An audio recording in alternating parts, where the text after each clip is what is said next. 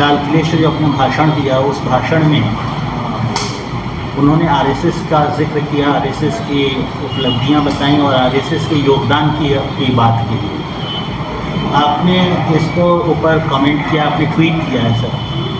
देखिए, मेरी राय ये है कि हर प्रधानमंत्री देश का 15 अगस्त के दिन लाल किले से मुल्क की आवाम को, जनता को अपने भाषण के ज़रिए ये बताती है कि उनकी सरकार ने क्या किया या क्या करने वाले हैं। एक रिवायत रही है। मगर प्रधानमंत्री 15 अगस्त के दिन 2025 में खड़े होकर आरएसएस की तारीफ़ करना, उनके 100 साल के मुकम्मल होने पर उनके बारे में प्रधानमंत्री ने देश को जो बताया है, मैं समझता हूं कि ये हमारी जंग आज़ादी की जद्दोजहद की एक बहुत बड़ी तौहीन हुई।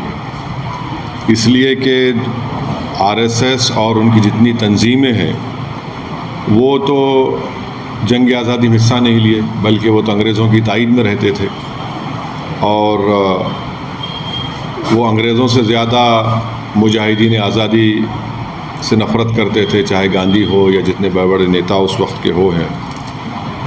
तो मेरा मानना यह है कि आरएसएस हमेशा से 1925 से लेकर अब तक और मुस्तक़बिल में भी वो इंक्लूसिव नेशनलिज़म की मुखालिफत करती रही। जो यही इंक्लूसिव नेशनलिज़म जो हमारे बुज़ुर्ग गुज़रे हैं, जो हमारे मुजाहिदीन आज़ादी गुज़रे हैं, उन्होंने इसी बुनियाद पर इस देश को आज़ाद करवाया अंग्रेज़ों की ग़ुलामी से। और जो हिंदुत्व की आइडियोलॉजी है वो हमारे भारत के संविधान के बिल्कुल ख़िलाफ़ है, बिल्कुल ख़िलाफ़ है।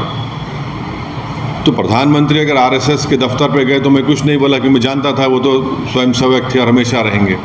मगर जब आप प्रधानमंत्री के तौर पर ये कह रहे हैं और इस तरह की बात कर रहे हैं, जो संघ परिवार इस मुल्क में हेटरेट को फैलाती है, डिवीज़न होता है, तो ये तो प्रधानमंत्री उनकी तायीद कर रहे हैं। आप हम देख लीजिए कि नॉन कोऑपरेशन मूवमेंट है, सत्याग्रह जो होती थी 1920 और 40 में, रोलेट एक्ट के ख़िलाफ़ जो एजिटेशन होता था, सिविल डिसोबीडियंस या क्विट इंडिया मूवमेंट था, या नेवल म्यूटिनी इन मुंबई थी। इसमें क्या आरएसएस नज़र आती है क्या आपको? फिर आप देख लीजिए, मैं ये क्यों कह रहा हूँ, आरएसएस का जो प्रार्थना है, वो प्रार्थना में क्या लिखा गया है बताइए आप? क्या वो प्रार्थना इंक्लूसिव है? फिर आरएसएस का जो शपथ है उसमें तो सिर्फ एक ही समुदाय के रिलीजन, उनके सोसाइटी, कल्चर की बात होती है।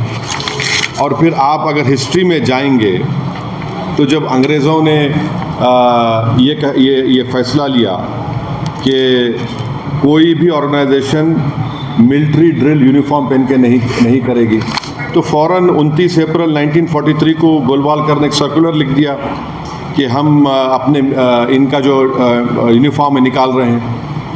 जबकि उस वक्त जो अंग्रेज़ बोलते थे उसके अपोजिट में देश करता था। आपने किया वो। एक और बात आपको जानना चाहिए कि श्यामा प्रसाद मुखर्जी कौन है। श्यामा प्रसाद मुखर्जी जनसंघ के फाउंडर हैं, महासभा के हैं और आरएसएस के एक जिम्मेदार थे अंडर अ पैक्ट। दिसंबर 1941 में श्यामा प्रसाद मुखर्जी बंगाल कैबिनेट में मंत्री बने। कौन उसको हेड कर रहा था? फजलुल हक। ये कौन था फजलुल हक? ये फजलुल हक वही आदमी था जो पाकिस्तान के रेजोल्यूशन मुस्लिम लीग के सेशन लाहौर में मार्च 1940 में मूव किया था।